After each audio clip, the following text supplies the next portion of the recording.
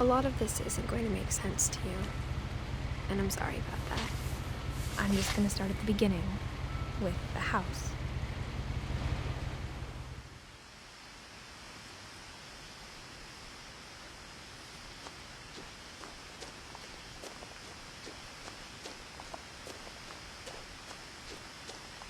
I lived here until I was 11, but I wasn't allowed inside half the rooms.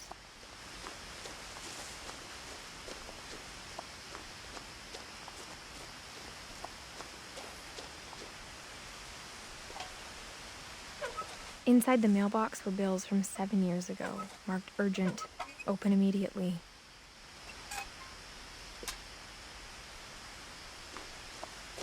I hadn't been back since my brother Lewis's funeral.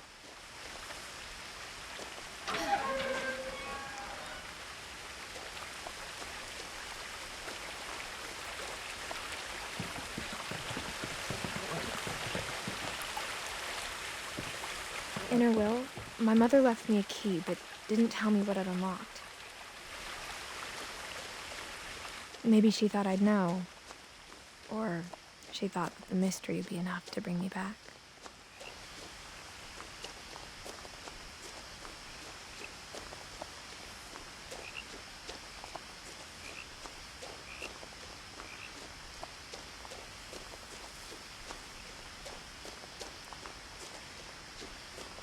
No one had driven this way in a long time, but I saw a few hoof prints.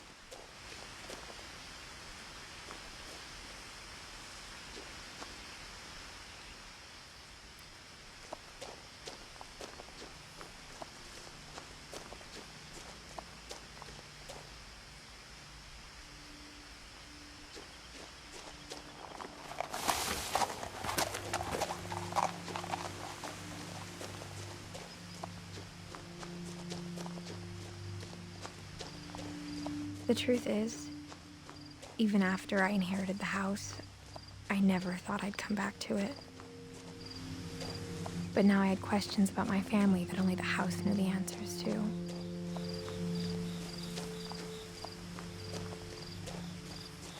The house was exactly like I remembered it, the way I'd been dreaming about it.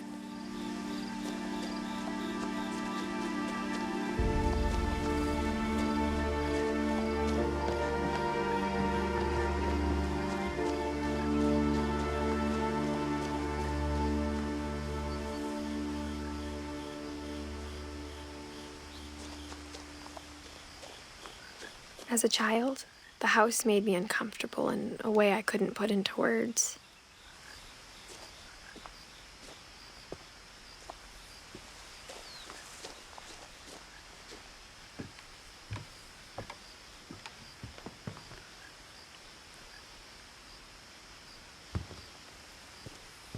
Now, as a 17-year-old, I knew exactly what those words were.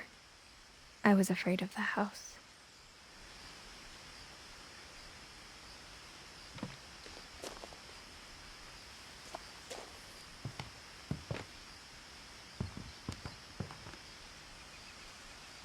I hoped the key might unlock the front door. It didn't.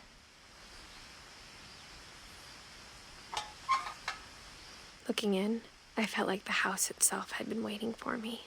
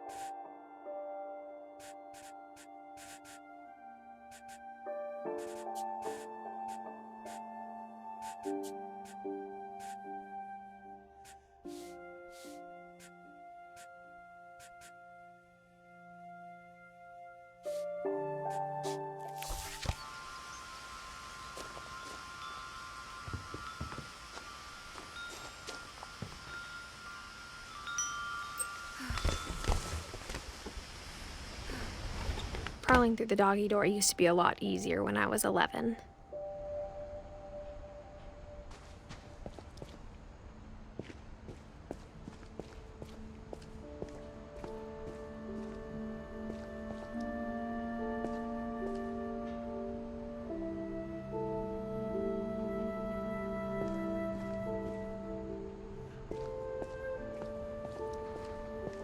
For the first time in years,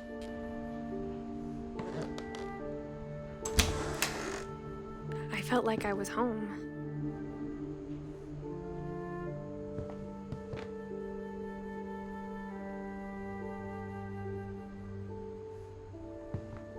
But instead of a family, there were just memories of one.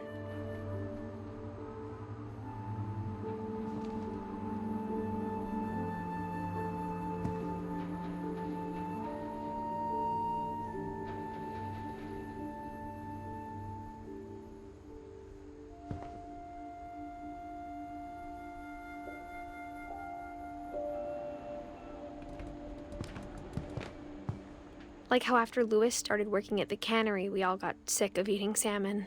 Except our cat, Molly.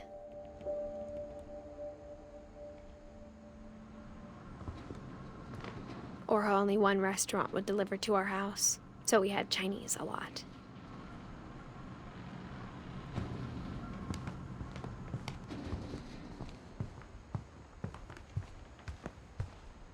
The table was still a wreck from the night we left. It was like a bomb had gone off, killing everyone but sparing the furniture.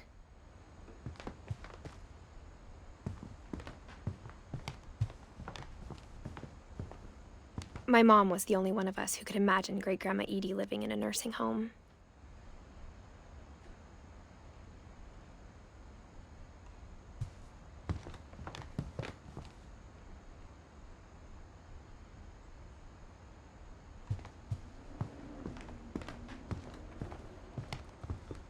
Nothing in the house looked abnormal.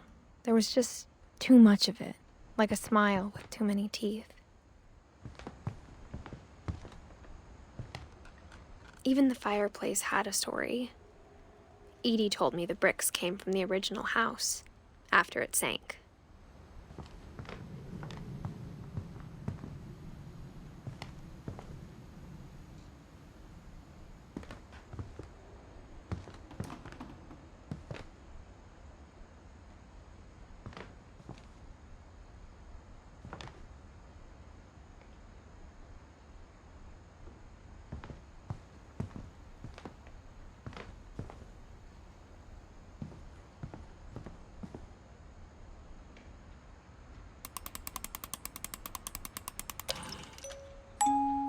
Great-Grandpa Sven built a music box for Barbara, along with the rest of the house.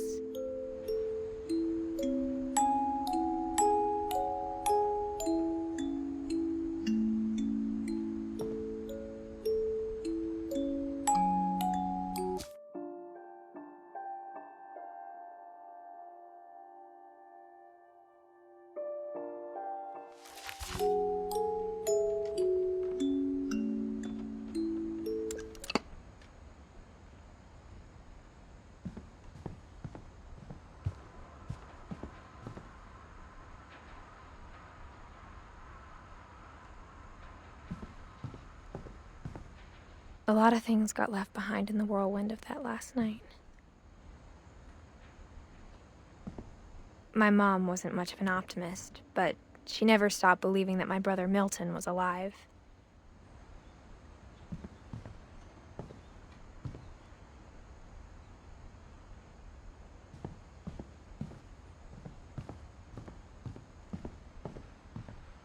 Mom always told me to stay out of the basement, so I wasn't too surprised when the key didn't fit.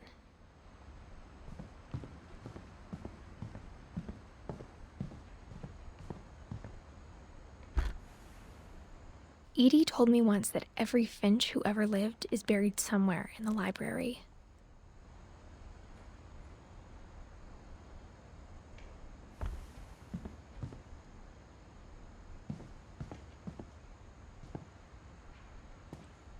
After Milton disappeared, Mom sealed up all the bedrooms.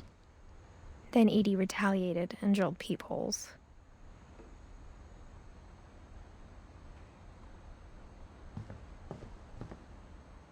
I spent a lot of time playing in Great Uncle Walter's room. I think my mom sometimes regretted not sealing it up.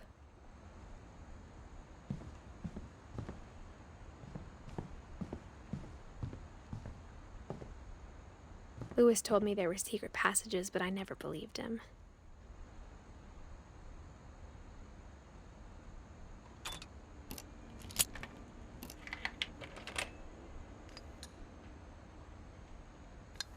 Turns out, my mom was really good at keeping secrets. Now it was time to find out what my mom had been afraid of.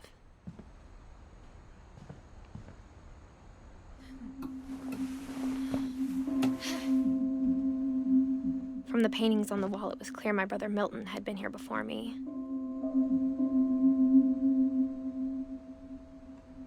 Reading this, maybe it sounds like I had a plan. But I had no idea what was behind that door.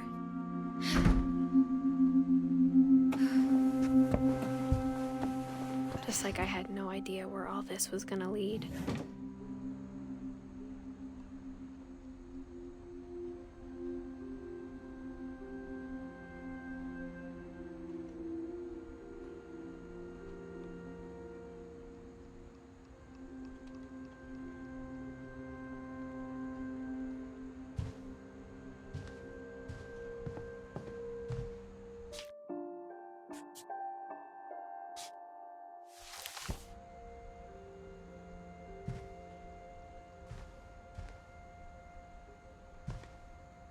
I got the sense Edie had spent a lot of time here, before my mom sealed the doors.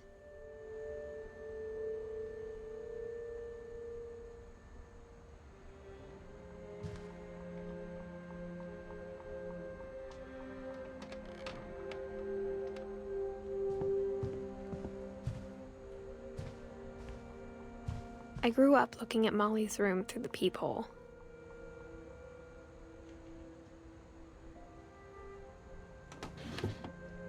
Molly's gerbil had a tiny bedroom with its own even tinier gerbil cage.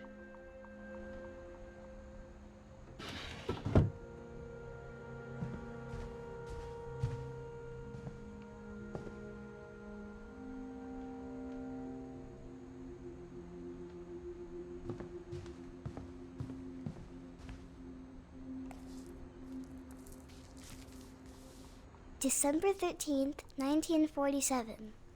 Dear Diary, I'll be gone soon, but I wanted to tell somebody about what's gonna happen. It started when Mom sent me to bed without dinner. I woke up and I was starving, so I looked around for something to eat.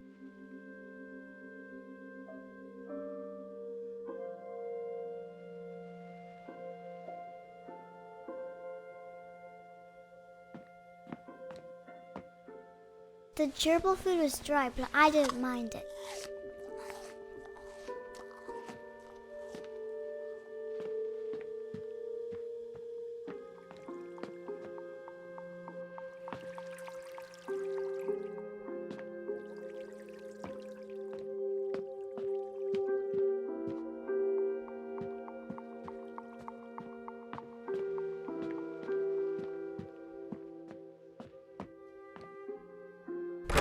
Mom, can I come out now? Sweetheart, it's late. Go to sleep.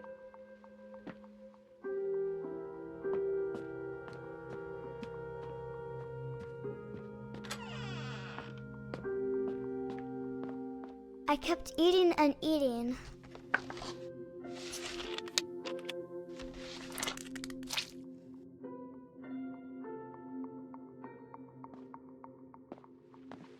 I ate a lot of things that night.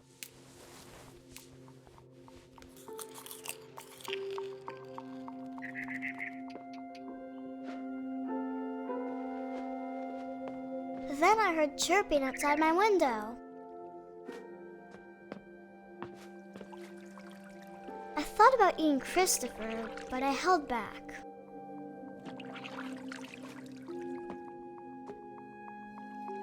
It was a barn swallow going back to her nest.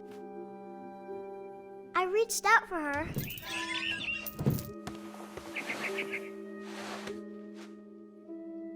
And suddenly, I was a cat.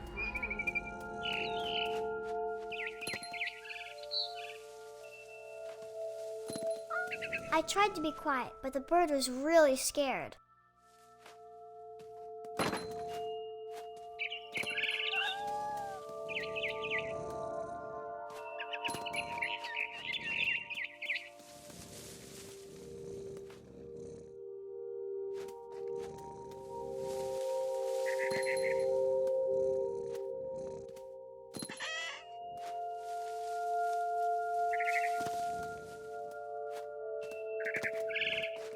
Mom and Dad didn't even look at me.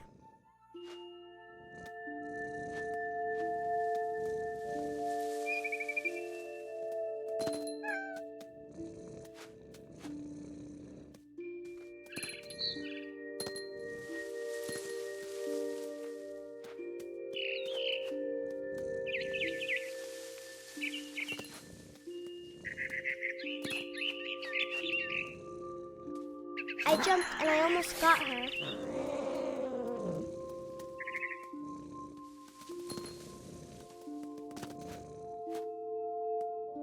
I could tell she was getting really tired.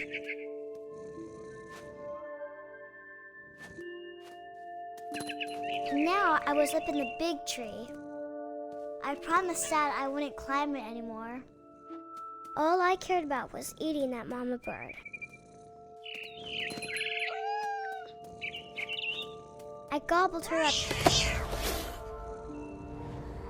And suddenly, I was an owl. First, all I heard was the wind. Then I heard little teeth nibbling in the grass.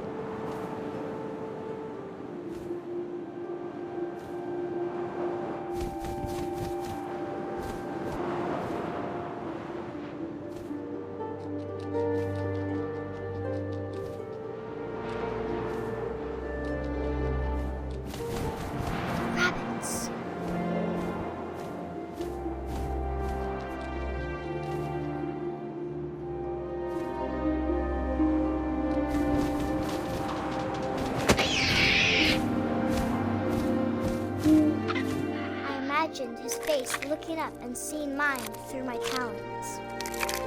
I swallowed him up, and I didn't chew one bit.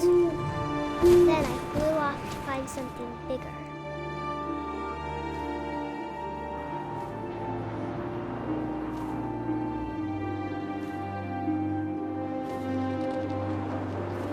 A mama rabbit.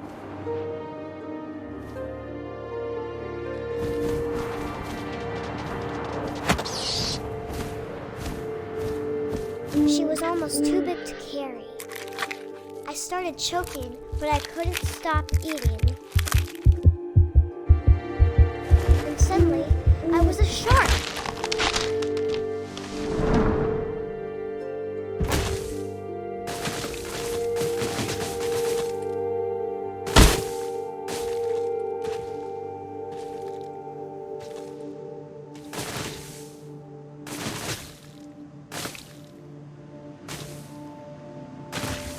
I rolled off a cliff and into the ocean. Now, I was hungrier than ever.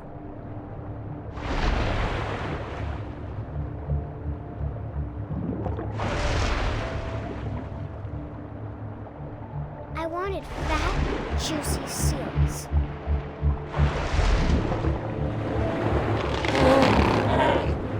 I tore off her flipper, and it tasted really good.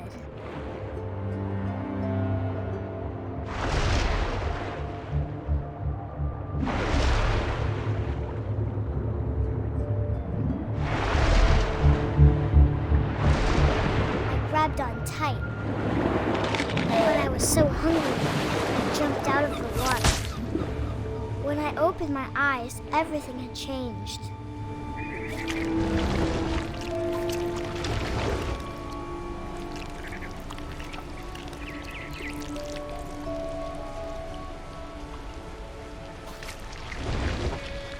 Now I was a monster, and I smelled people everywhere.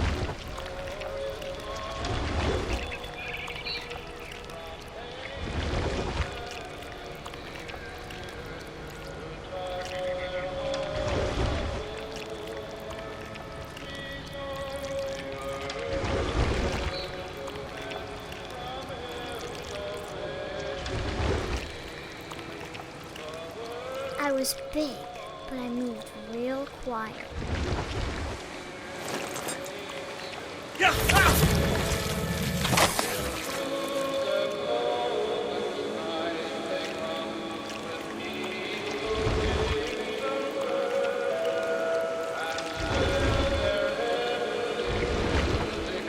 I wanted to stop, but also I didn't.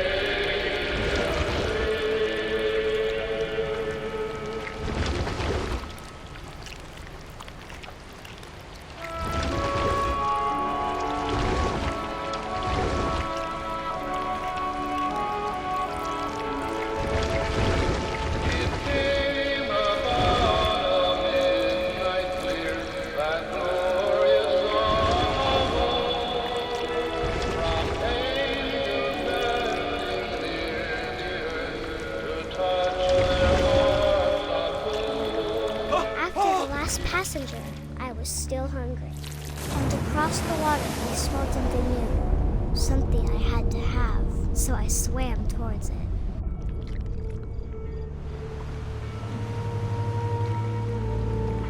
I slithered onto the sand, and the good smell went into an old pipe.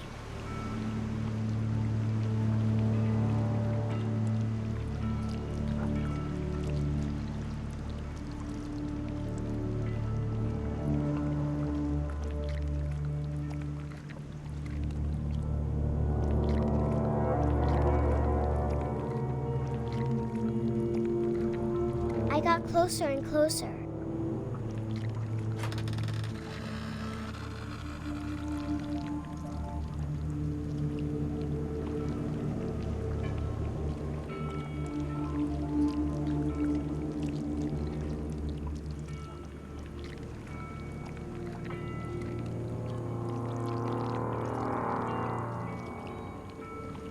All my stomach started growling. And suddenly, I was me again. I held my breath for a long time, but I couldn't hear anything. I think it's waiting for me to fall asleep. But it's not going to wait much longer. It needs to feed, and we both know I will be delicious.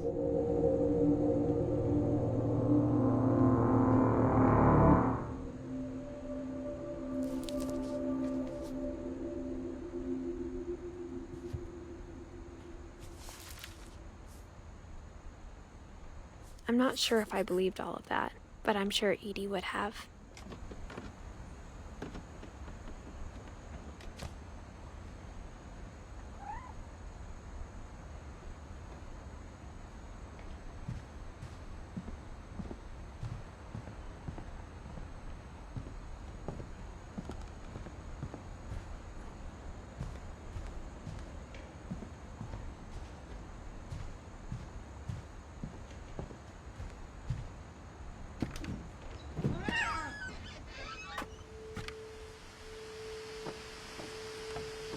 This will be obvious later, but my mom never told me any of these stories.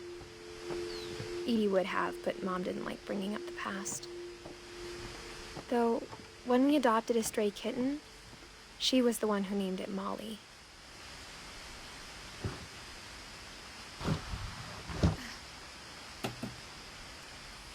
I spent a lot of time in Great-Grandma Edie's room.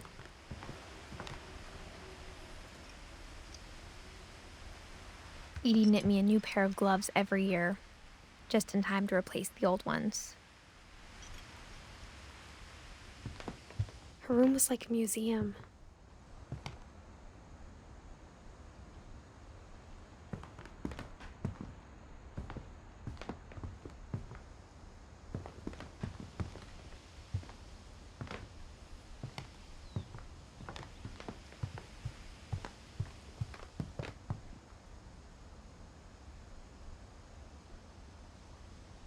Even in her 90s, sometimes Edie seemed a lot younger than my mother.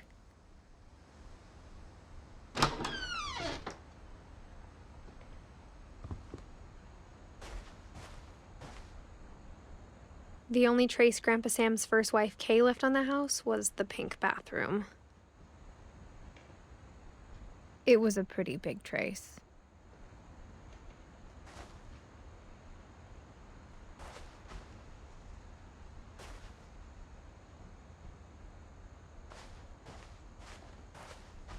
When Edie told people Sven was killed by a dragon, she could also have said he was building a dragon-shaped slide that collapsed. She could have, but she didn't.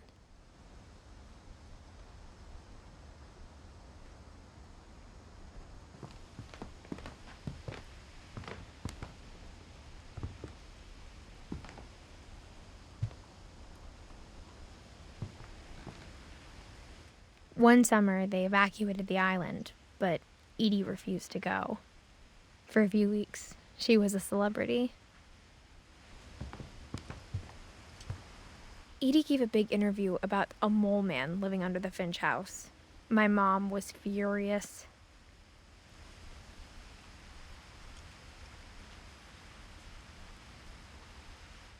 I hadn't thought of myself as Edith Jr. for a long, long time.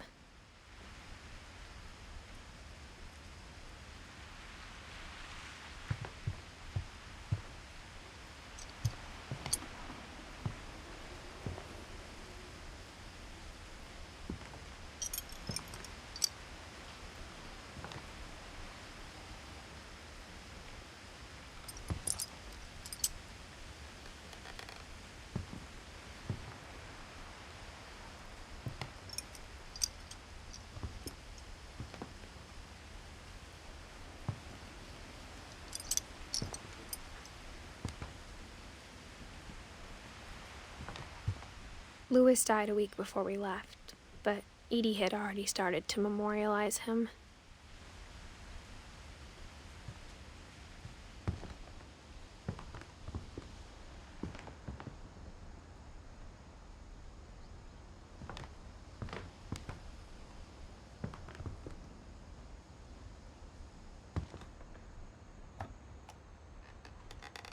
For 500 years, the Finches have been famous throughout Norway for their fortune and misfortune.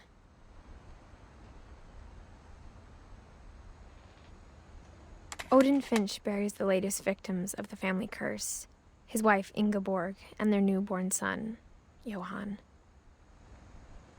On January 7th, 1937, he set sail with his family and his house, hoping to leave the curse behind. But 40-foot waves off the coast of Washington send the house and Odin to the bottom of the sea.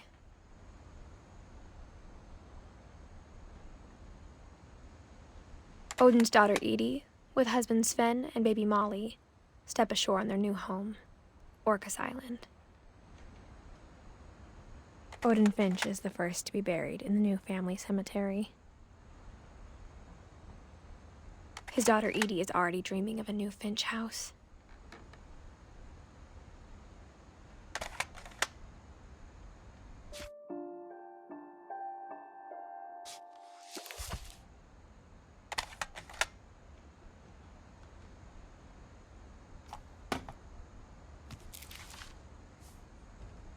Whatever's wrong with this family, it goes back a long ways.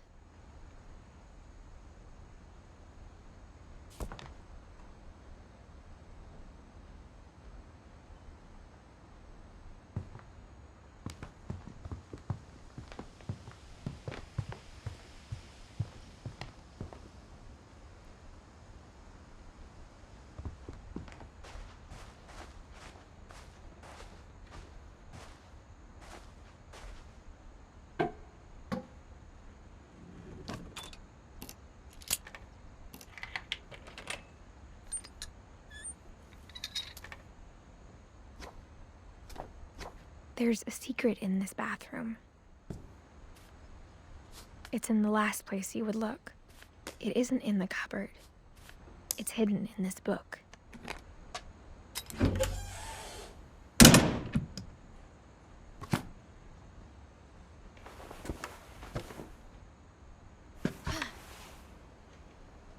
Sven gave Sam an old camera he'd refurbished.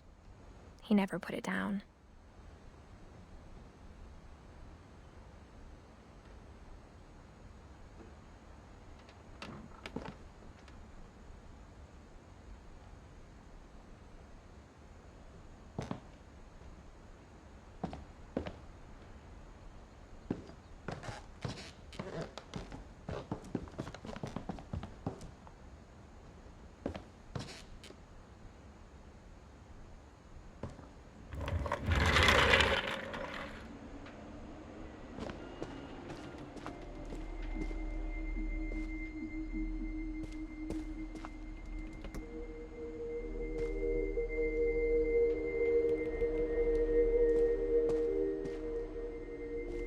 I knew Grandpa Sam had a twin.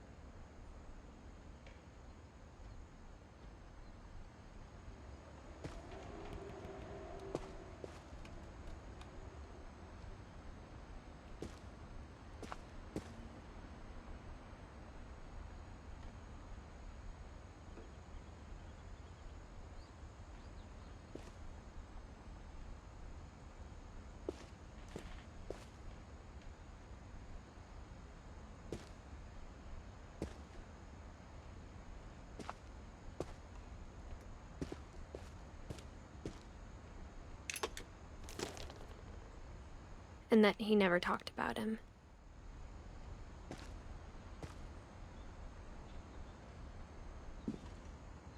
I guess my grandpa didn't like history any more than my mom did.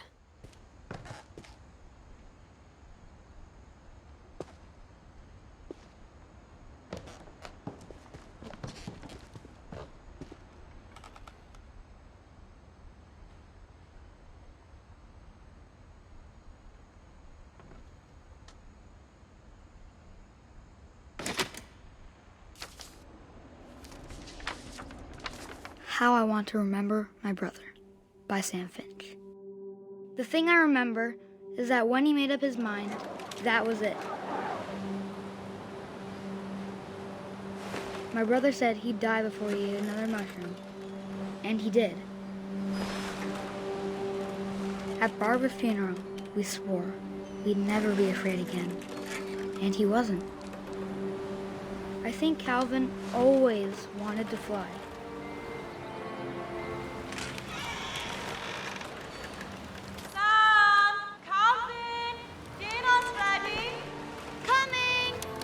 But that day, he finally made up his mind to do it. I told him going around was impossible. Maybe if I hadn't said that. Alvin, I'm not gonna tell you again. Maybe if the wind hadn't picked up. then maybe he'd still be here. But I doubt it. I think he'd already made up his mind. That's what I want to remember about my brother.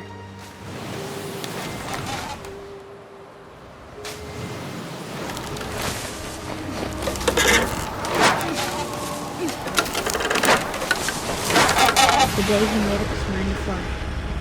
And he did.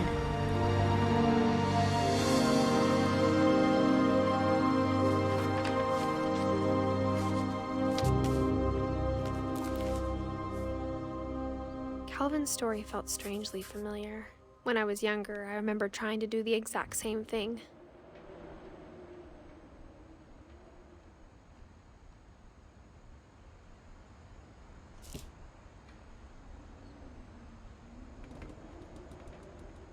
After the funeral, Edie roped off Calvin's half of the room.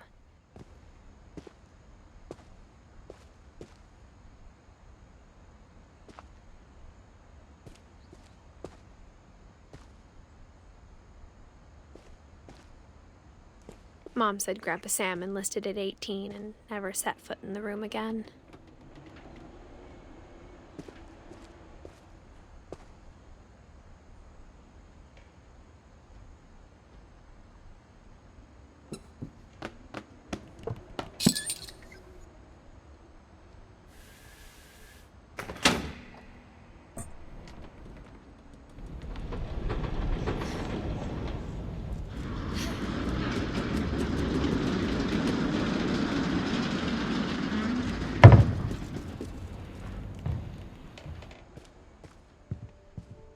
The passages were a pretty tight fit. They'd obviously been built for smaller hands and bellies.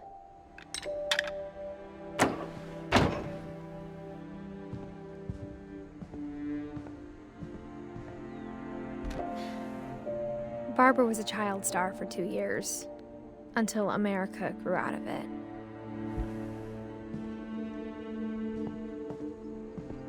Whenever people ask me about my family, the first thing they always want to know about is Barbara.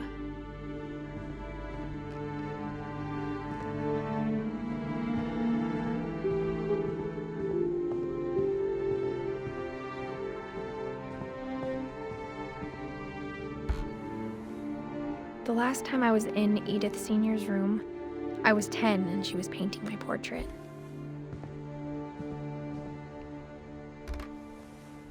As a kid, I just assumed every house had peepholes and sealed rooms you weren't allowed inside of.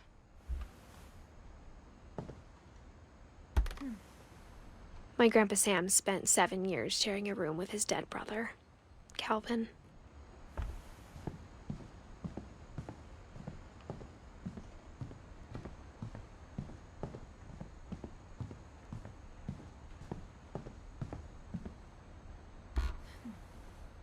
Molly always seemed like a girl I could imagine being friends with, if she hadn't died in 1947.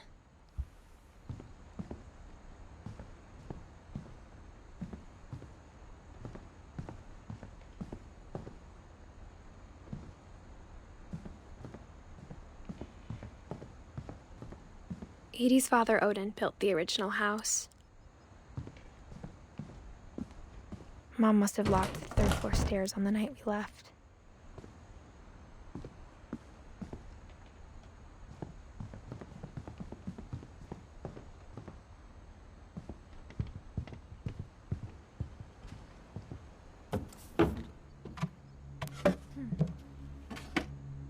Growing up, I always thought of Barbara as a child star.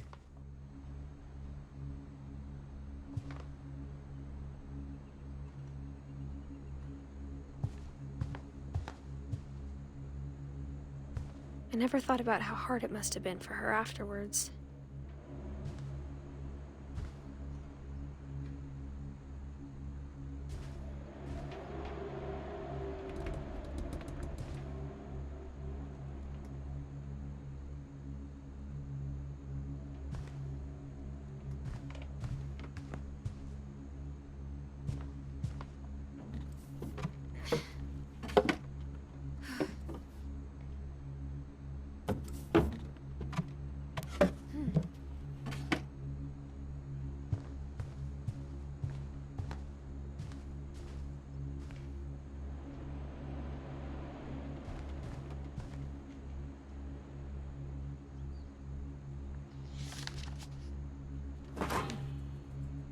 Of all the stories people wrote about Barbara's death, I'm surprised Edie saved this one.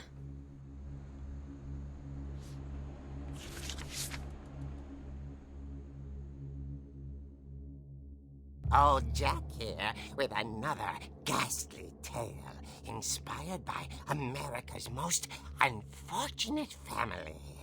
I'm calling it The Surprise Ending of Barbara Finch. As a child star, Barbara was famous for her scream. Now at 16, she was all washed up. A has-been. But in a lucky break, she'd been asked to perform her signature scream at a local convention for monster movie fans. It was just the boost her career needed. Unfortunately, her scream hadn't aged well. Getting better. I think you just need the right motivation. Her biggest fan and current boyfriend, Rick, was about to demonstrate when... Now that was a great scream. It was Barbara's father, Sven. He'd slipped into a table saw and had to be rushed to the emergency room. So Barbara got stuck babysitting her youngest brother, Walter. Her convention comeback was cancelled. Okay, I'm hearing frustration, but I'm not hearing terror. What if I tried... A gang of hoodlums in Halloween masks have been terrorizing Orcas Island tonight. Police are urging residents to... That came from the basement. You're right! Also, I loved your delivery on that.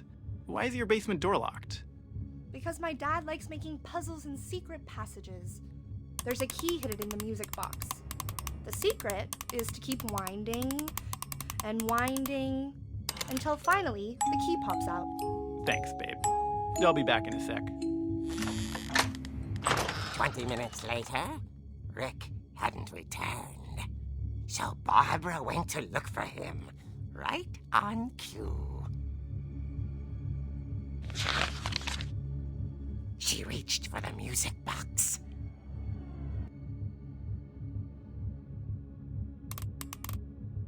And as she wound the key, she listened for Rick, but the house was silent.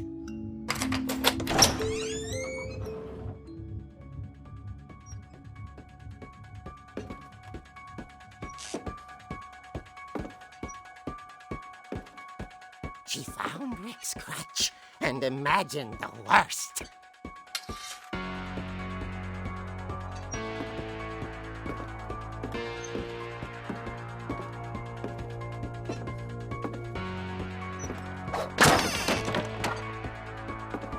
The gang's leader is the infamous Hookman killer, Dr. Carl Hamill, who impaled and then ate his family 10 years ago tonight.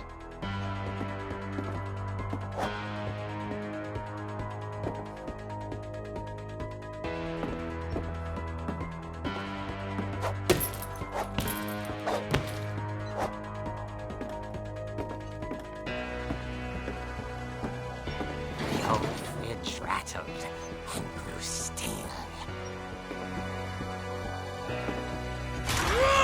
Oh dear!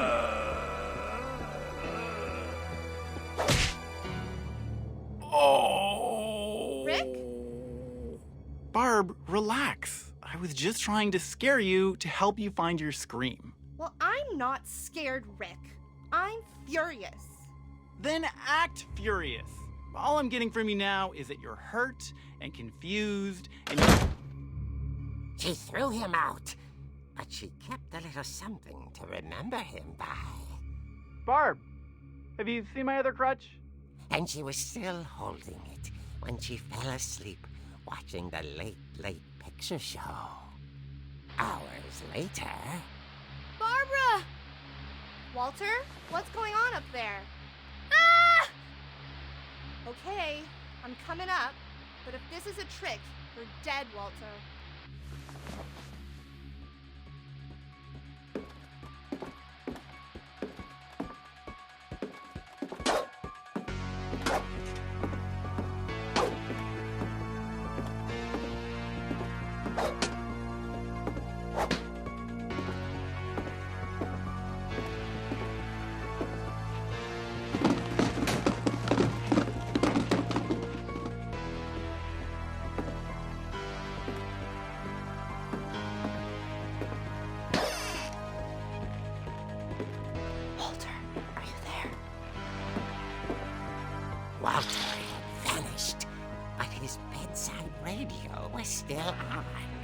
Orcas Island police describe the man as 6 feet tall, with a steel hook for a hand.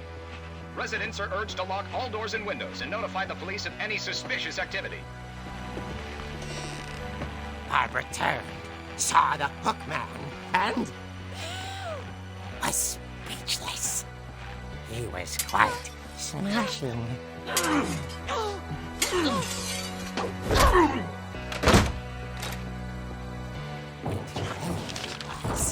He couldn't get enough of Barbara. Okay, Barbara, there's gotta be another way out of here.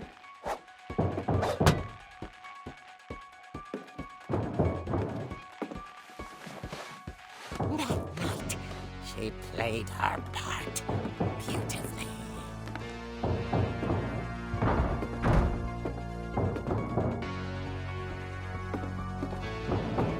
Molly's door hadn't been opened in years. The hinges groaned.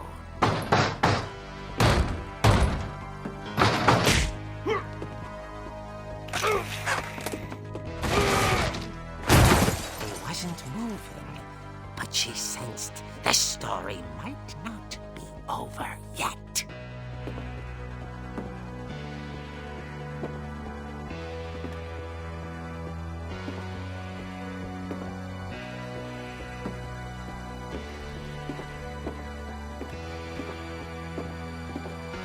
The hookman had vanished. She listened for his breathing, but all she heard was...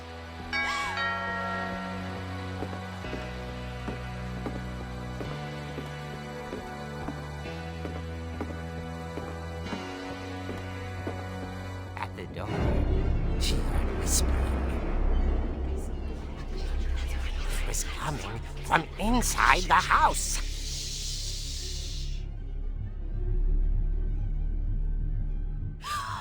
Oh dear. The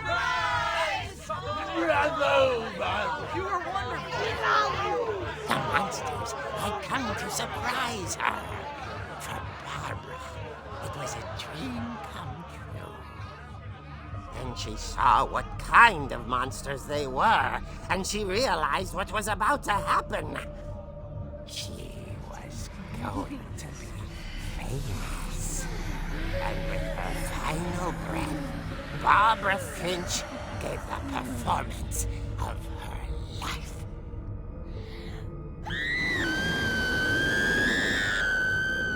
I wasn't there myself, but I hear Barbara was magnificent. Poor girl. She had a taste for stardom. But unfortunately, so did her fans. Of course, the police blamed it all on poor Rick, who disappeared the same night. And little Walter? Hiding under his bed the whole time. He took it all pretty hard, but that's another story. As for Barbara, tucked inside the music box was all they ever found of her. Her ear. Now that's what I call a real eerie tale.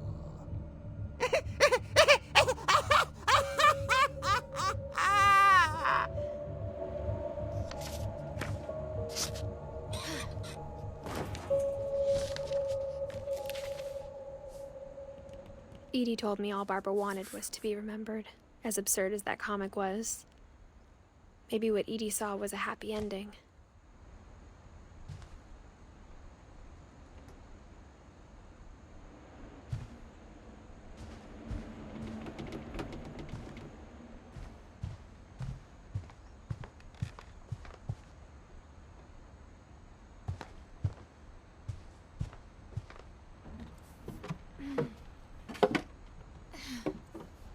I guess now I know why Mom didn't like me playing with the music box.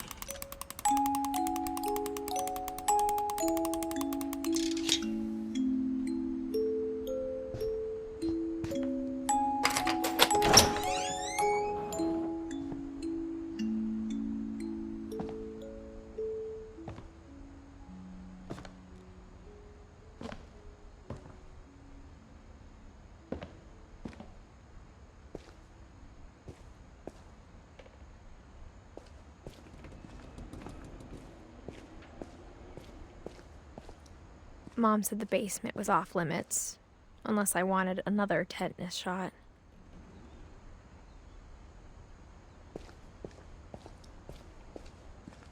I saw Edie sneak down to the basement once, carrying packages. I thought maybe she was hiding presents.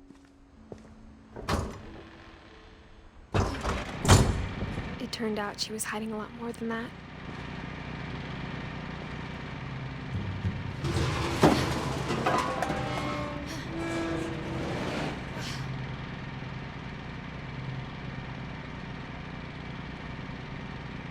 I remember asking Mom once about where Walter had gone. She said after Barbara died, he got as far away as he could. If there's a pattern in all these stories, I think it's that none of us has gotten very far.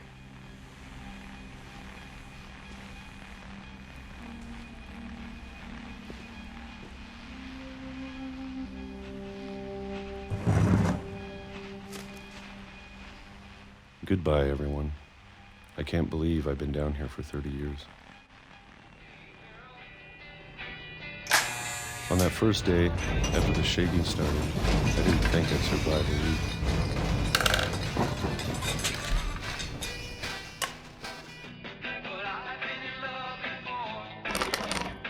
But after a few days, I settled into a routine. That's what kept me sane. Having a schedule, living for today. I always expected to be dead tomorrow. But if you wait long enough, you get used to anything.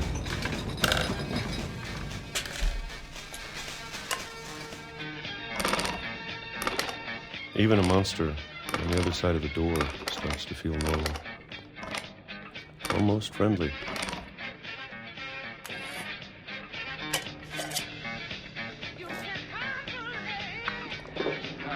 And then one day, everything just stopped. Whatever that thing was, it was gone. Maybe it got tired of waiting. Or maybe I just got tired of being afraid.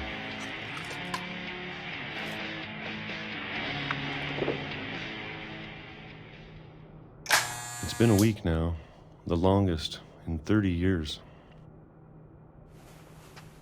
I'm done waiting.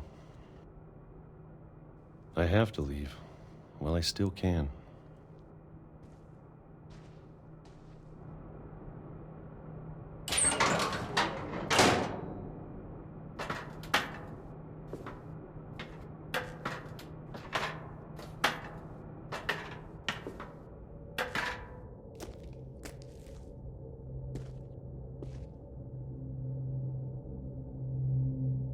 I know it's out there, somewhere.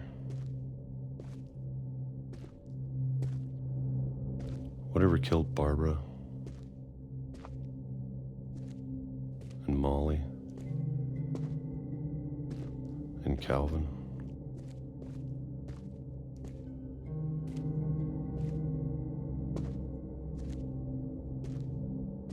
Maybe this is all a mistake. But I need to stop living the same day, even if it kills me.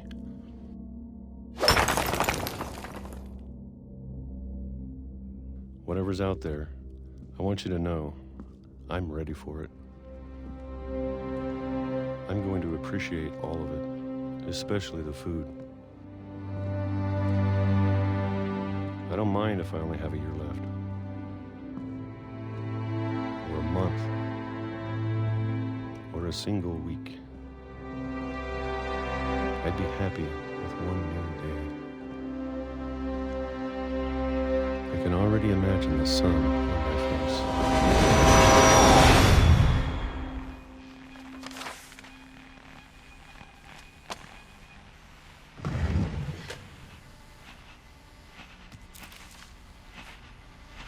Walter died when I was 6. I can't believe my mom never told me he was down here.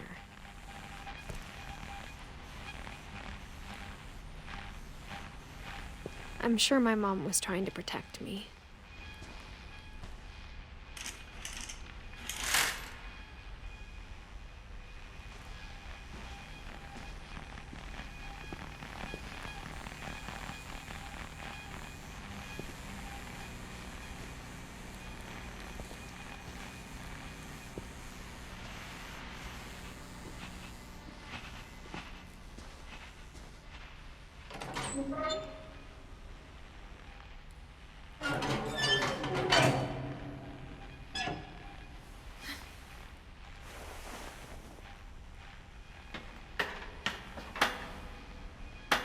Maybe she was afraid I'd end up like Walter.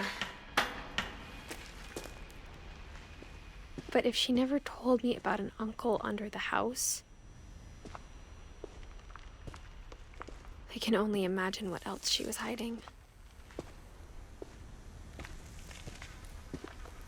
I don't want to make the same mistakes she made.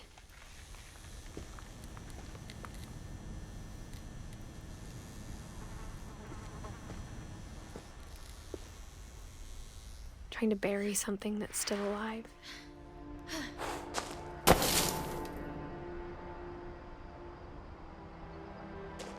Now that there's only one of us left, or maybe two, I thought it was time I heard the stories for myself and found out what happened to everyone else. But now I'm worried the stories themselves might be the problem.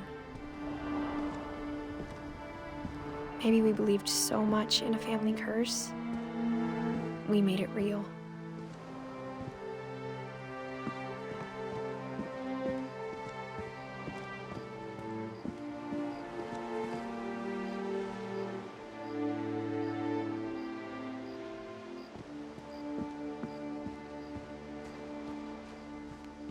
I don't know if I should even be writing this.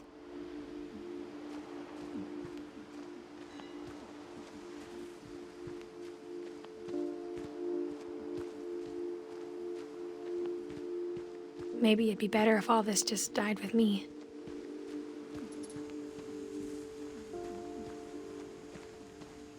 But I thought you should know about your family.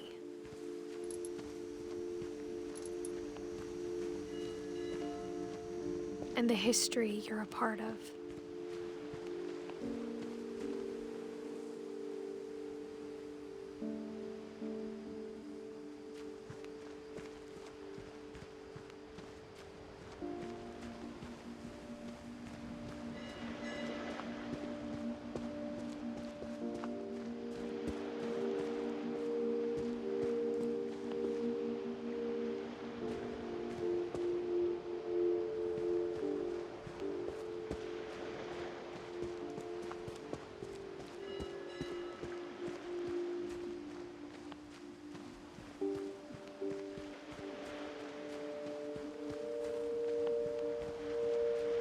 Though to be honest, I feel as lost as you probably do right now.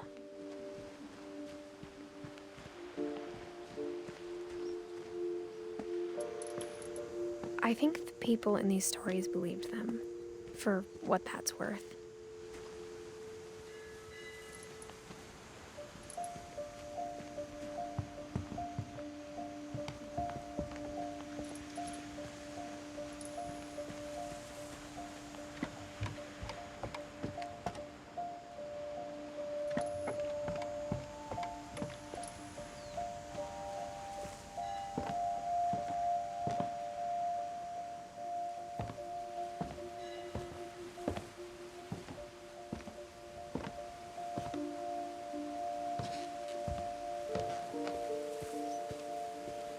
And when you look at the house, that history of imagination and stubbornness and madness,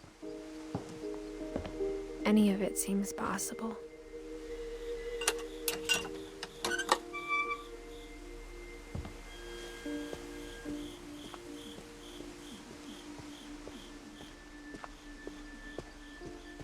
I think we we've been surrounded by death for so long, we've just gotten used to it. What kind of family finishes building a cemetery before starting the house?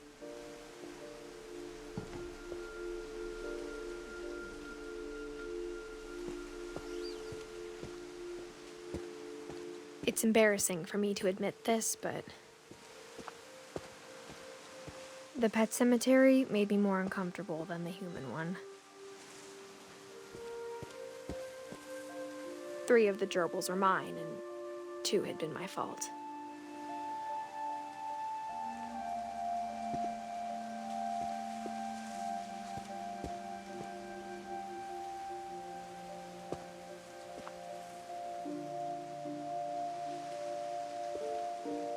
Sven built the house, but it was Edith who designed the cemetery.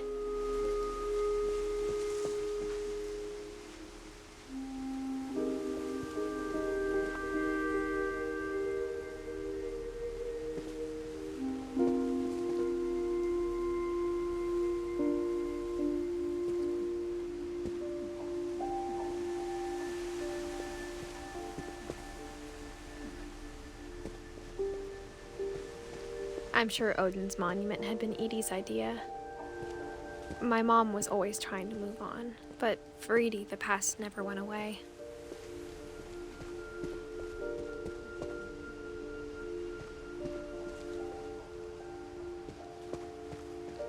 She could see it poking out of the water at low tide.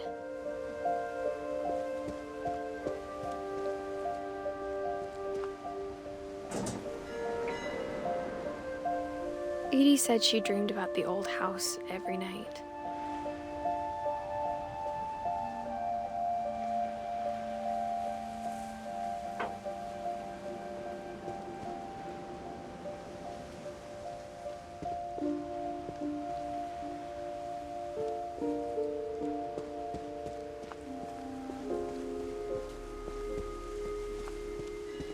Edie's side was always easier for me to understand. But the older I get, the more I can see where my mom was coming from. Her dad had been pretty strict, but it wasn't enough to save her brothers. She was just trying to do better.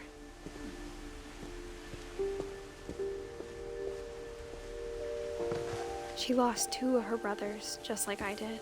I get why she tried so hard to protect us. We never found Milton's body, so my mom insisted we were putting up a monument, not a tombstone.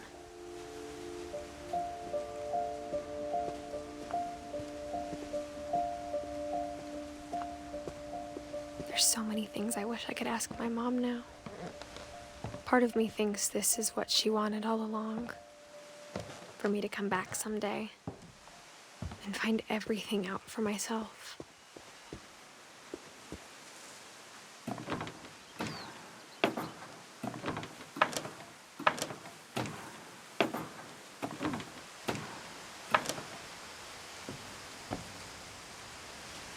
But looking back on it now,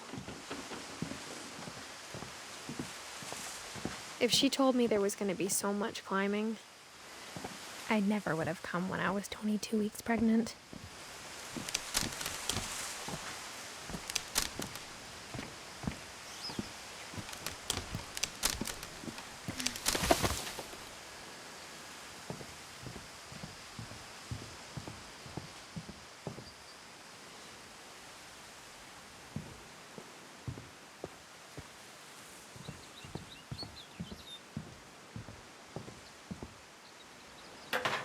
I never met Grandpa Sam, but I think he and my mom had a lot in common.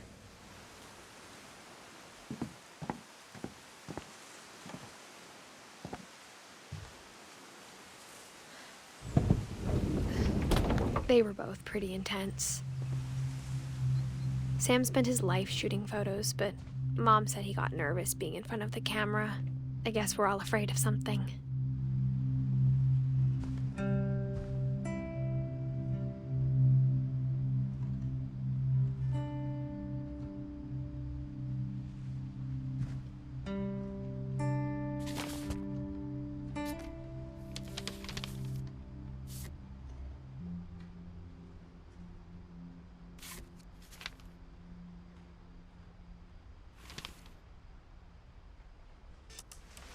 Dawn, I promise, you'll never forget this weekend. Yes, sir. These memories are gonna last a lifetime. Hmm? Am I gonna have to shoot anything? It's a hunting trip. Perfect. It's gonna rain the whole weekend, isn't it? I will never forget this weekend, Dad. That's the spirit. Okay, got it. I'm gonna take some pictures, okay? Just be careful. That camera's older than you are.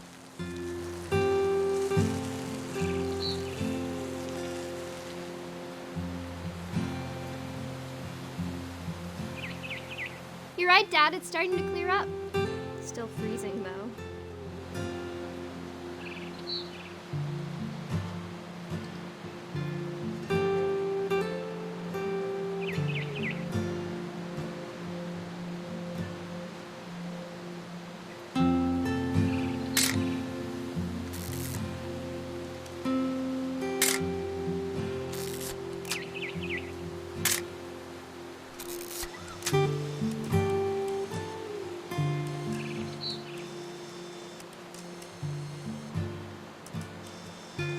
Definitely should not have drunk all that coffee.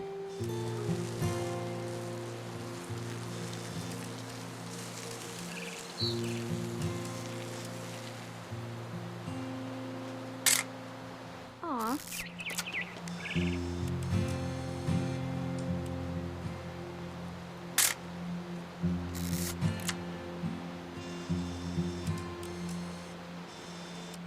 Nothing quite like being outside.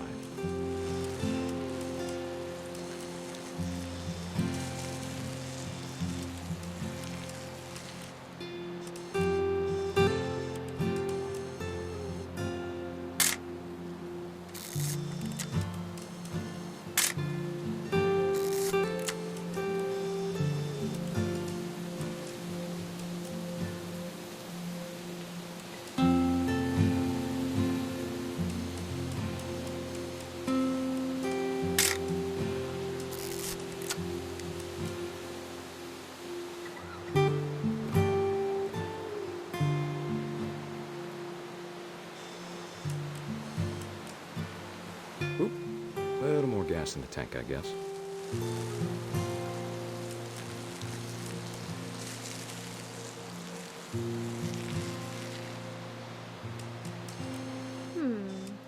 Hold still while I take a picture of you. I definitely won't be moving. Are you done? Hey! That's a keeper. I'm just saying, I'm not always gonna be here, Dawn. You'll need to remember this stuff, if you want to survive. I'll be fine, Dad. You know who else thought he was gonna be fine? Some guy who died. Dawn, I'm being serious. No, Dad. You're always serious. Doesn't being out here make you want to chill out? Well, to tell you the truth, I haven't been out here in 20 years.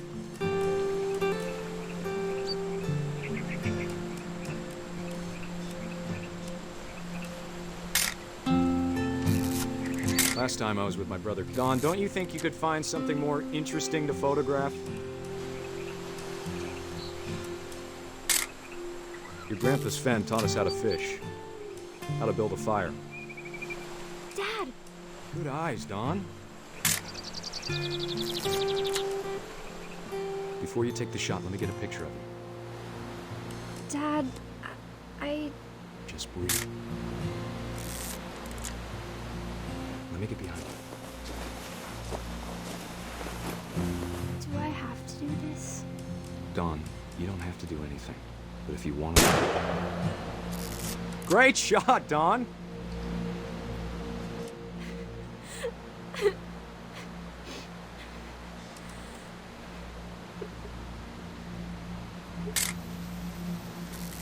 I'm proud of you, Dawn. Always remember that, okay?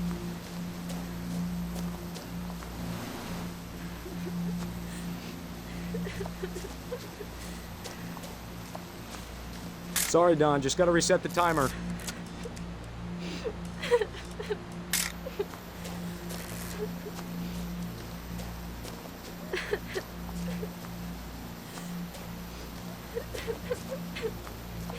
Dad, it's twitching.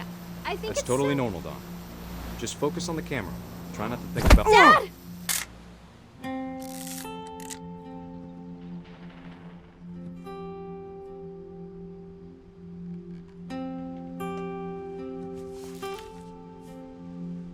Of all these stories, that's the one I wish most that my mom had told me.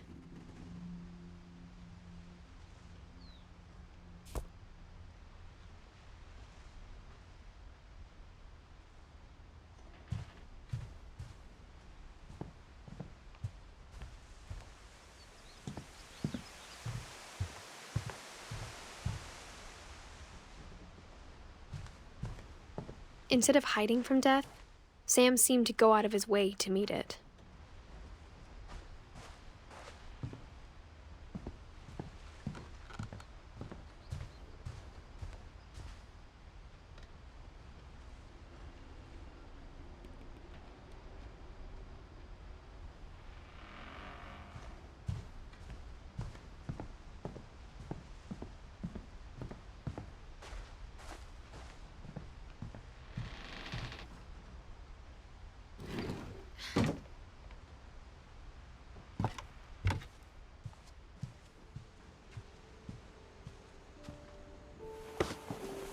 After Sam died, my mom and Edie got really close. They'd both lost a lot.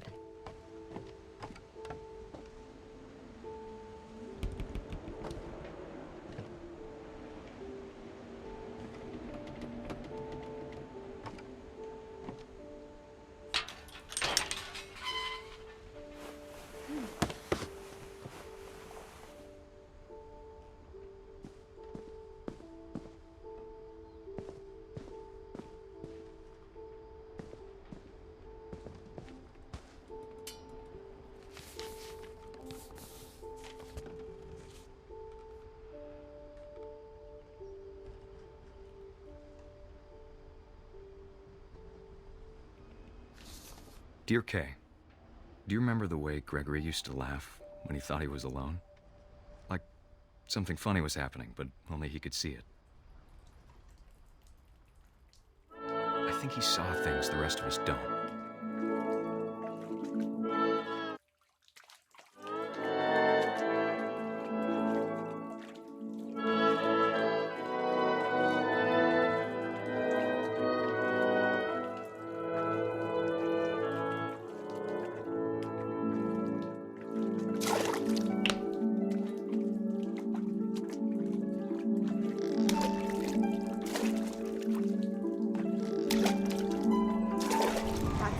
Gregory, it's time to... Hold on, sweetie. Hello? Sam, I told you I don't want to talk right now. I wonder what he saw. What his world was like.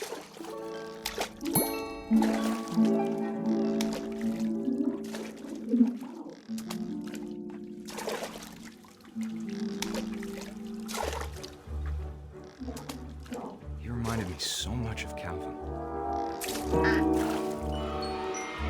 Lost in his imagination.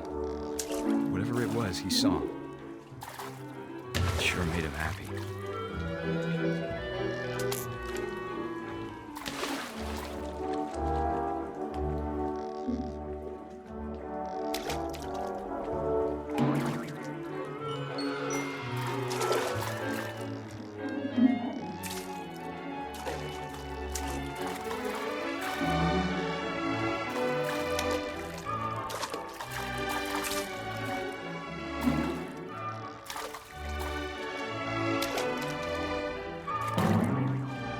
Silly it sounds.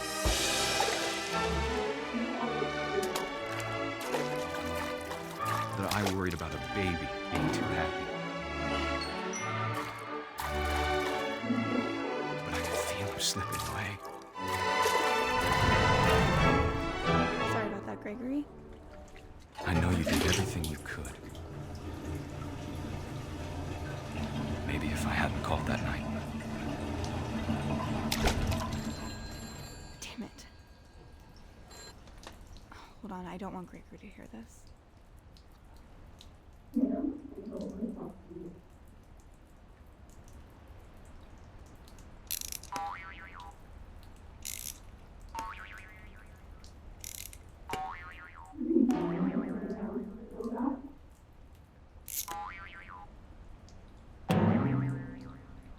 I wish he could have told us about the world he saw.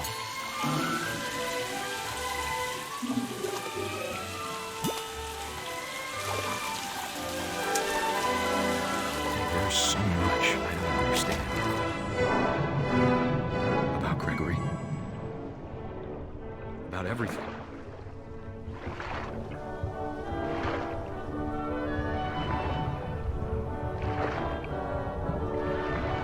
But I know what happened wasn't your fault.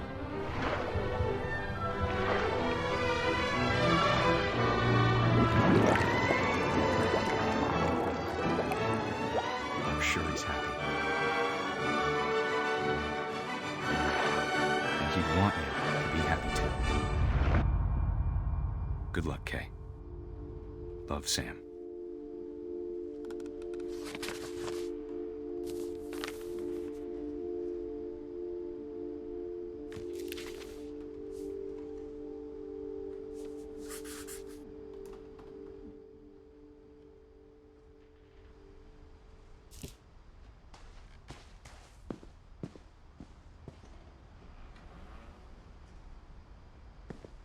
I can't imagine my mom ever writing poetry, and yet...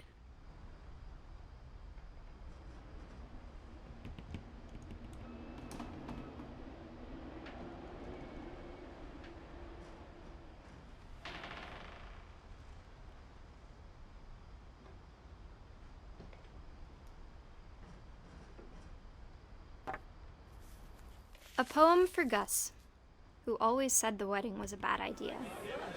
Our father never hit us kids, at least not very hard, before the day my brother said with teenage disregard that he'd be dead before he'd see a wedding in our yard.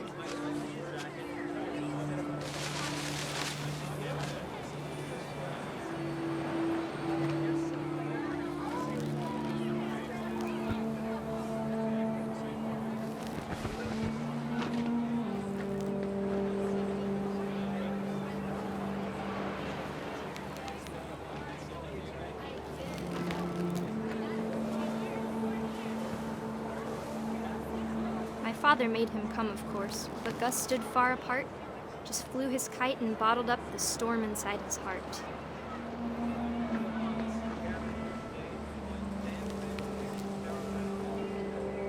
I tried to talk him out of it, but though he'd never met her, we don't need a stepmom, were the words that I now pronounce you husband and wife. You may kiss the bride.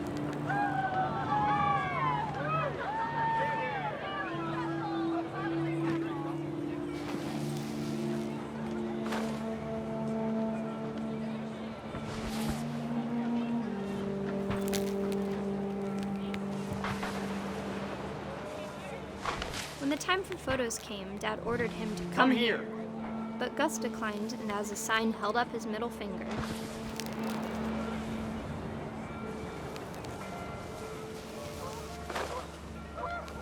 The wind picked up, and panicked geese appeared and quickly went. But all the humans did that day was go inside the tent.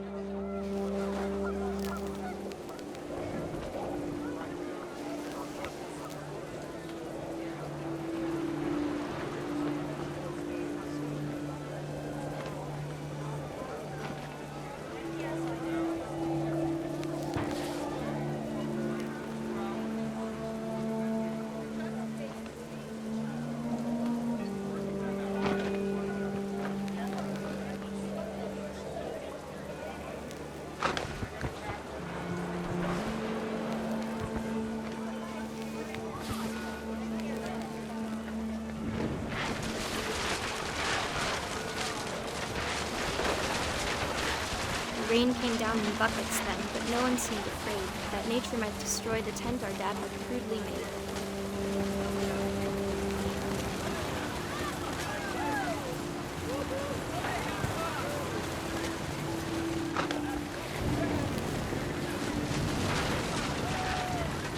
thunder sounded much too close and full of angry power. But all my father said to this was, "Make the music louder."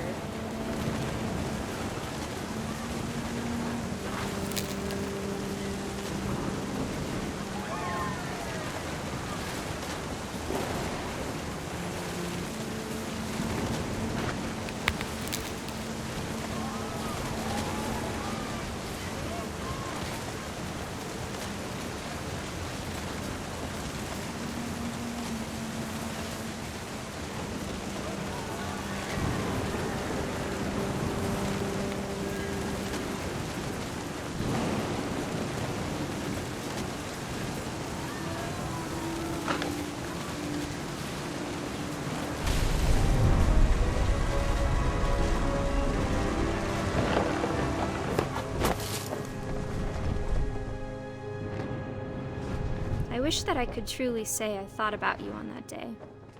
Out there on the beach alone, just you, the wind, the sea, and foam. But I didn't, until we found you.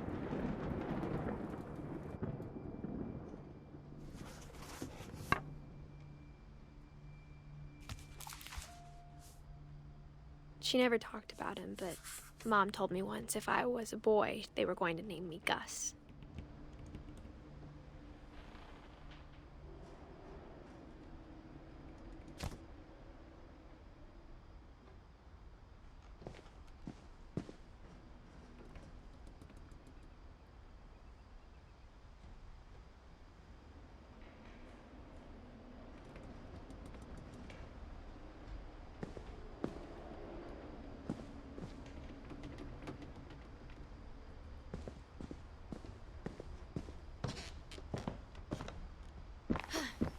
My mom moved up to the loft after her brothers died. At the time, it was as far away as she could get.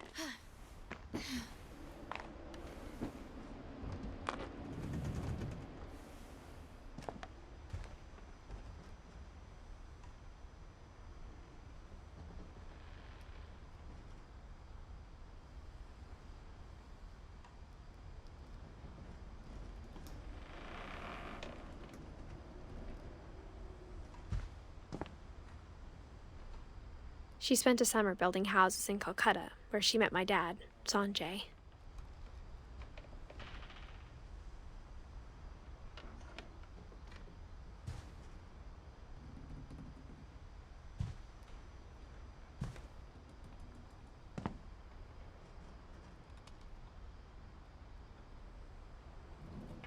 My mom moved to India a week after graduation and got a job teaching English.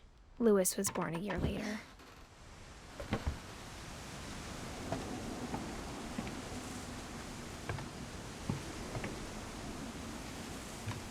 When my dad died, I don't think Mom knew where else to go.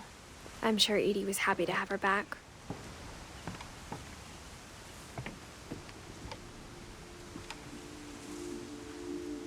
And to see kids in the house again.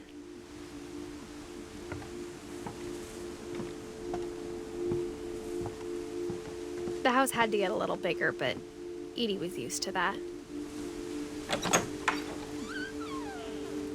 And for a while, things were good, almost normal. But it didn't last.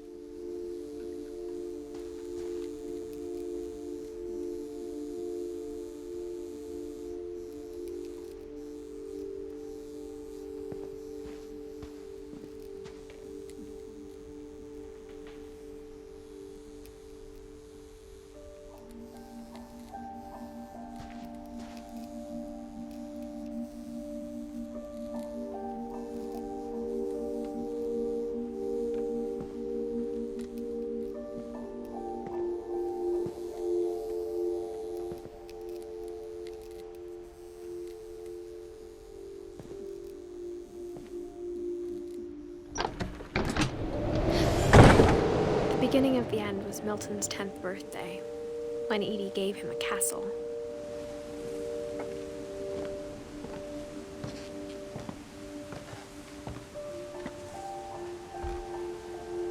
After Milton disappeared, the only thing he left behind was a room full of paintings.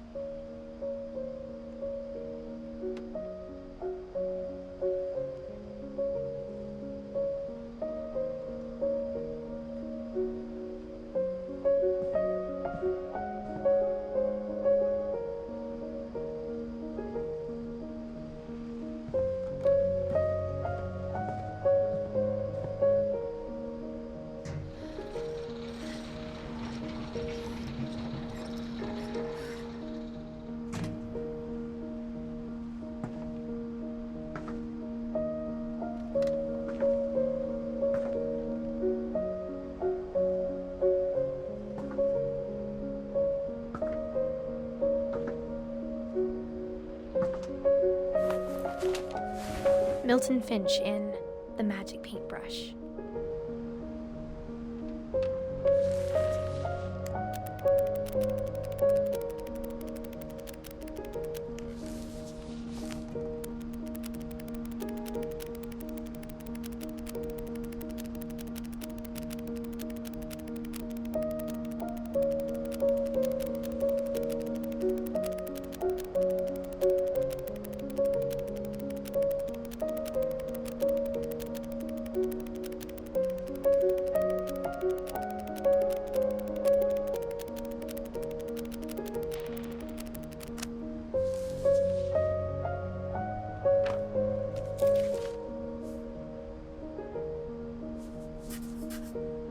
I was 4 when Milton disappeared.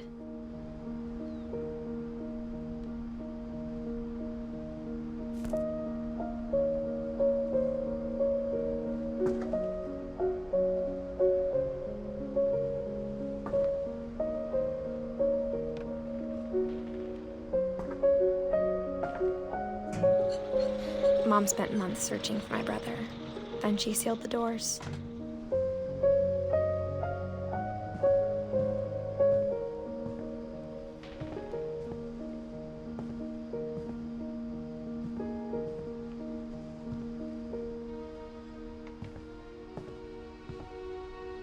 Whatever Milton had found in the house, Mom didn't want it getting out.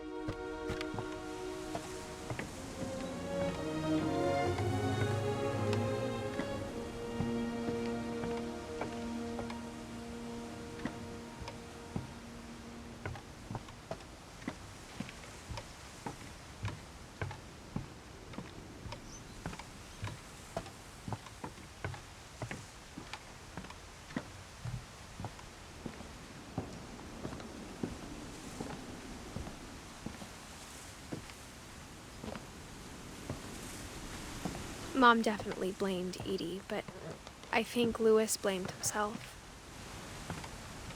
After he graduated, he just spent more and more time in his room, until Mom got him a job at the cannery.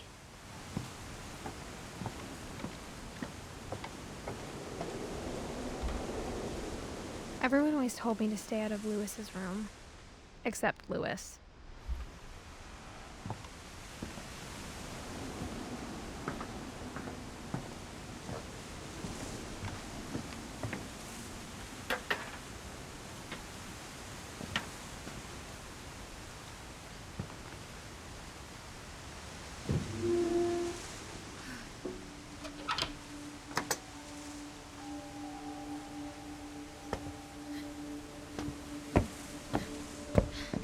Louis's room smelled very, very familiar. That part of him lived on.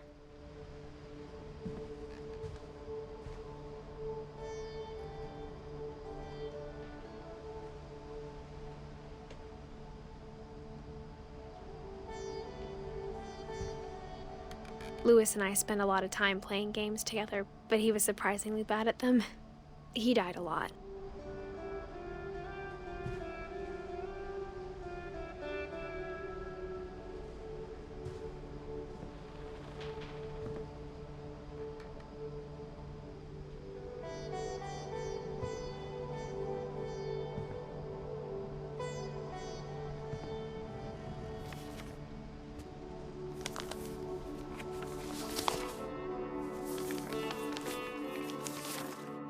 Dear Mrs. Finch, as Louis's psychiatrist, I can understand your desire for an explanation.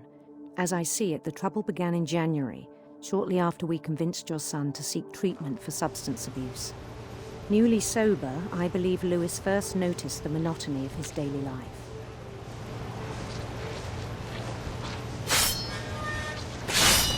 He kept working at the cannery, but he withdrew part of himself. In our sessions, I saw the same behavior.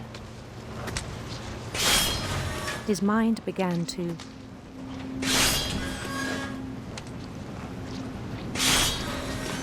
wander.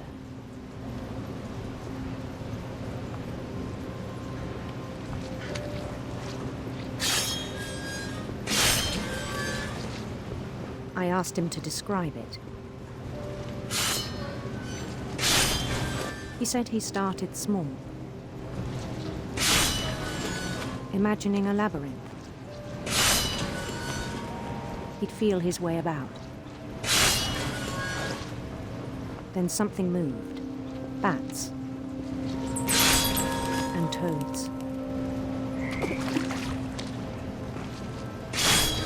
And things that have not names. He knew it was all in his head.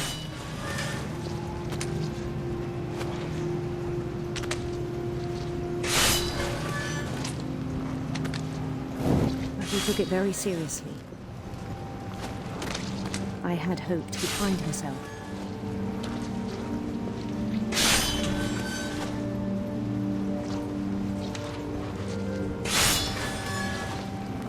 But he found something more.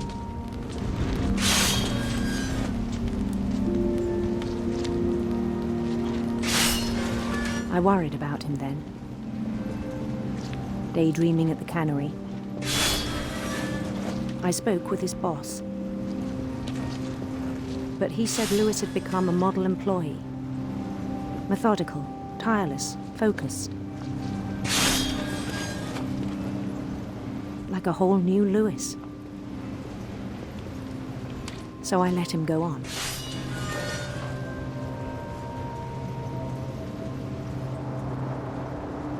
I even encouraged him. It seemed very promising at first.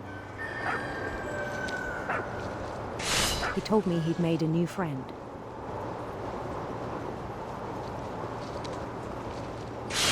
On the edge of a city he named Lewis Topia.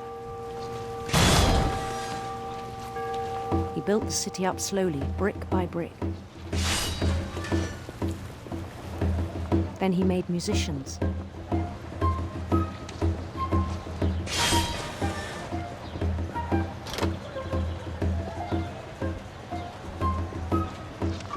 And songs for them to play. He talked about starting a band. And he was always humming something. Every day his imagination grew stronger.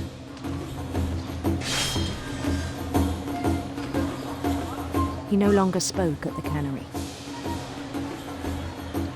But his chopping was as reliable as ever. Then one day it struck him that all the cheering crowds, even the stones under his feet, were all in his imagination, so he could do whatever he wished.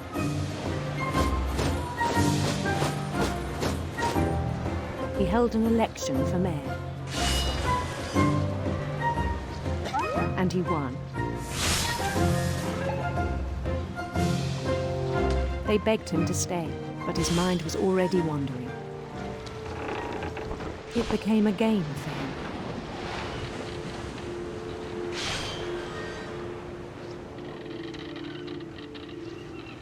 He'd conquer a city, then immediately push on.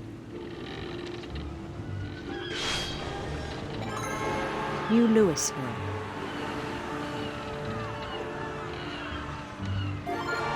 St. Louis. He started drifting away from our reality.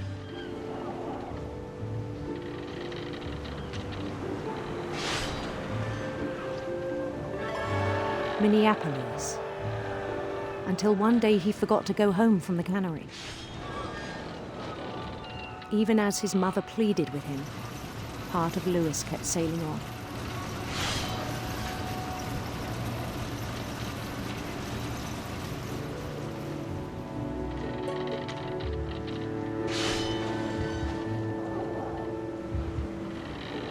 In Lewisburg, he heard rumors of a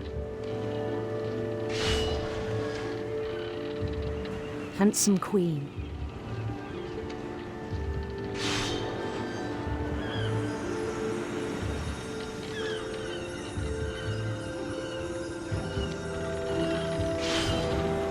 The queen was on her own quest for sinister serpents.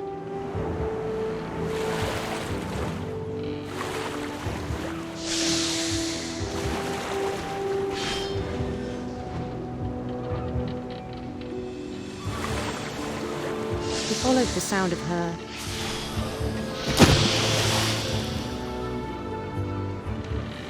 silver harp.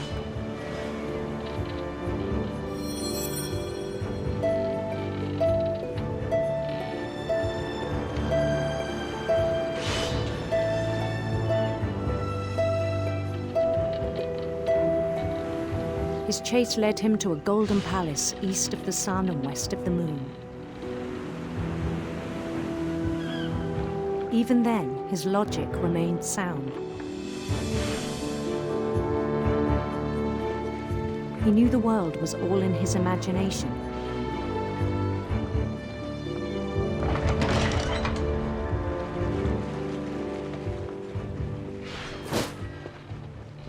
But he was so proud of having created it. In his own eyes, he'd become something greater than a king.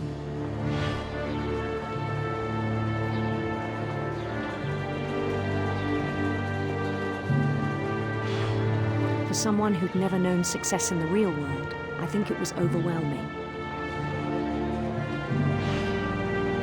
And then it struck him that the real Lewis was not the one chopping salmon, but the one climbing the steps of a golden palace.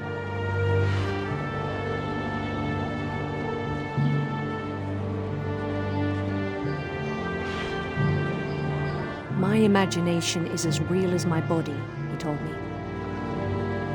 It was hard to argue with him.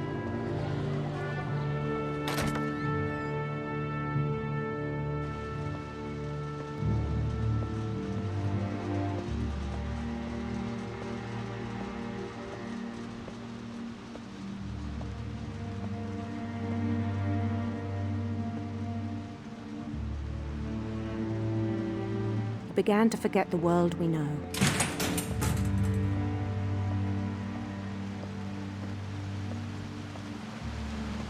I think it pained him to remember Lewis, the cannery worker.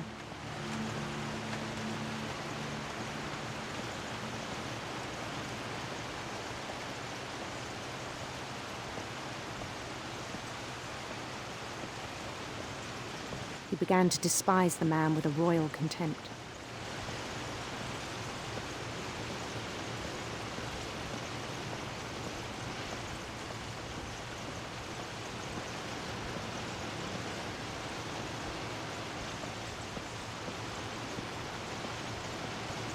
I still thought I could save him.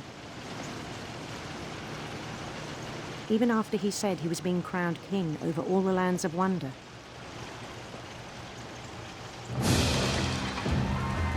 The palace would be packed with his companions.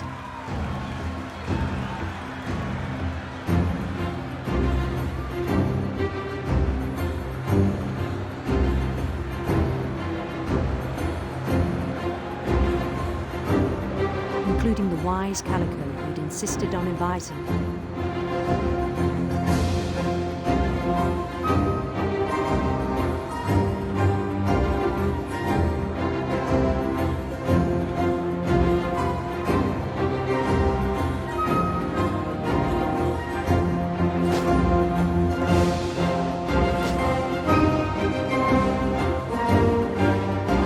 His queen waited, holding his crown.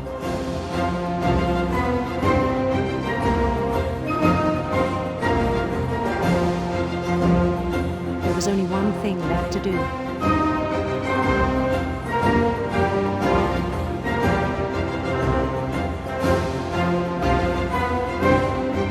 Bend down his head.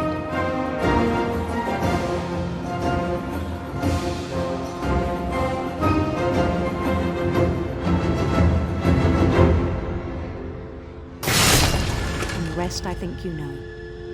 Mrs. Finch, your son was a kind man who will be missed by all of us who knew him.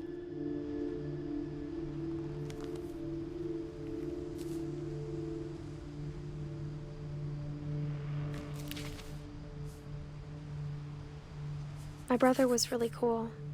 I wish you could have met him.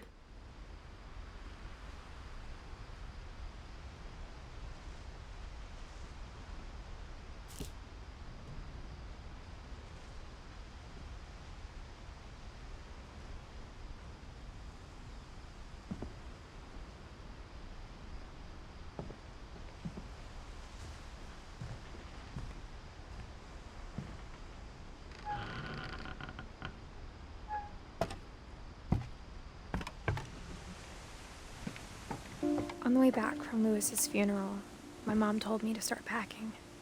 She waited until the day before we left to tell Edie. I'm not sure if she wanted to make it easier or harder.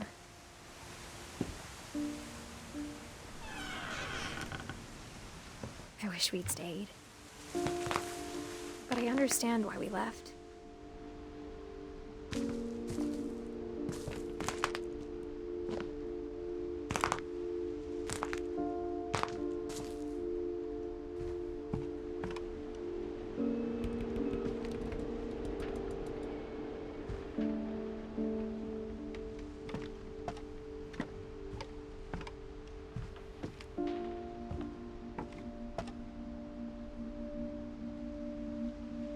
My mom ended up leaving everything behind.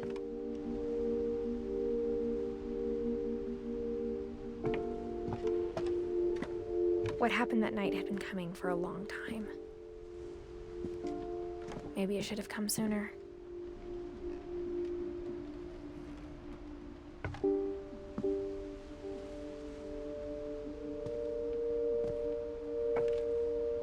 But it had to end one way or another.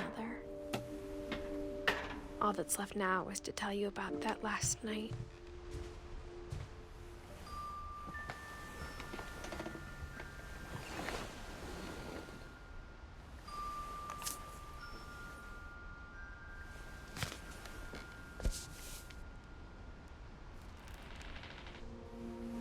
That whole last day, Edie just watched us pack and didn't say a word. Until supper, when she raised her glass and said, "To our final night together, and all our final nights apart." Grandma, you know what I said about alcohol. Some of your medications are very Edith, specific. I left a present for you in the hallway. Why don't you go open it? The grown-ups have to argue now. I'm sorry, you're right. We're all leaving tomorrow. Let's just enjoy our last... I'm not leaving. Edith, you're excused.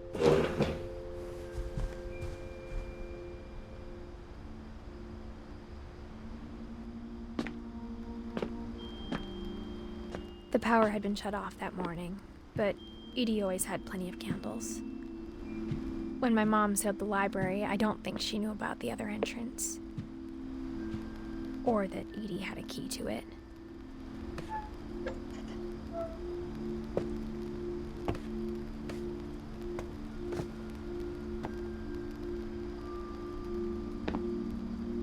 That thing you're afraid of isn't going to end when you leave the house.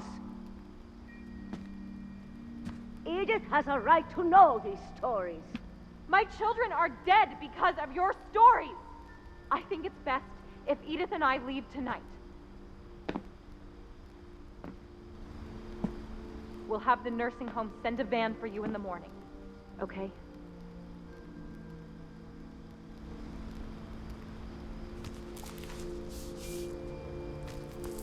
Dear Edith, there's so many stories I wish I could tell you, but there's only time for one. This is about what happened on the night you were born. That night, the tide went way, way out. It was the first and last time I ever saw the old house aground. There'd been an earthquake out in the middle of the ocean. They called it the lowest tide in 1,000 years. God, it smelled awful. You know, I've seen that house every day of my life.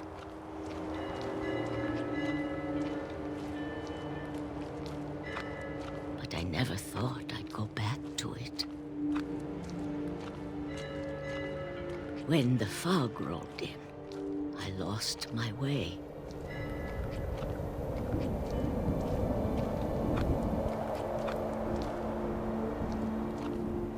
I got turned around.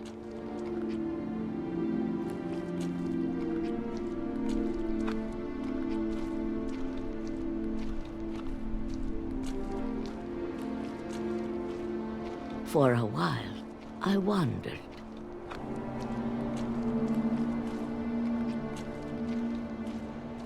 I started seeing things.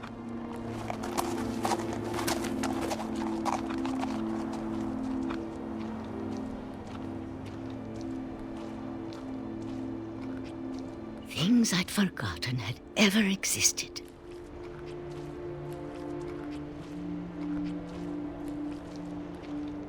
But when I saw them, they felt like old friends.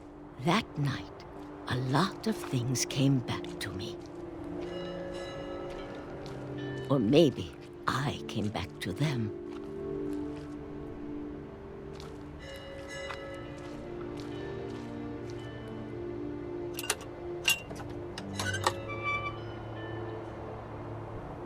Things I can't explain, but that I need you to try and... Edith, what are you doing in here? It's mine. Edith! Mom, you're gonna rip it! Let go! I kicked and screamed, but Mom dragged me to the car. I never saw Great-Grandma Edie again. The next morning, the van came to pick her up, but she was already gone. After that, we moved around a lot.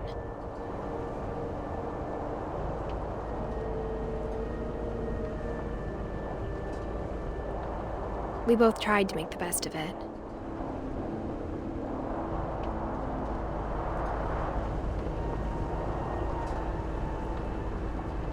A few years went by.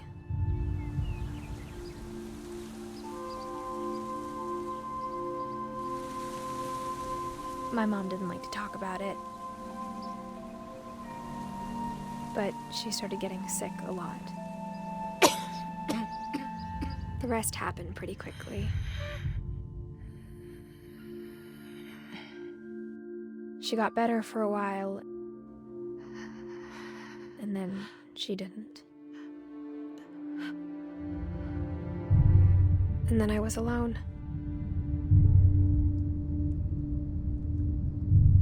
The last Finch left alive.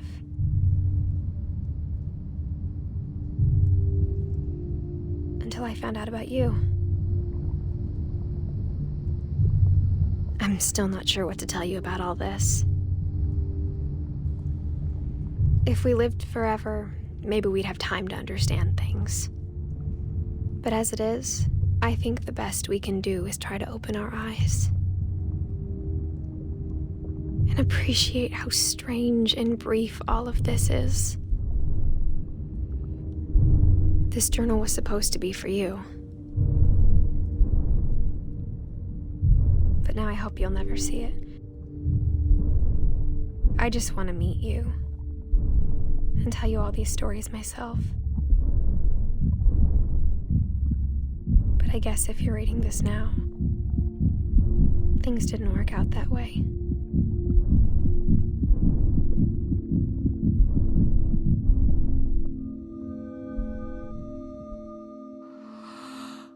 This is where your story begins. I'm sorry I won't be there to see it. It's a lot to ask, but I don't want you to be sad that I'm gone. I want you to be amazed that any of us ever had a chance to be here at all. Good luck.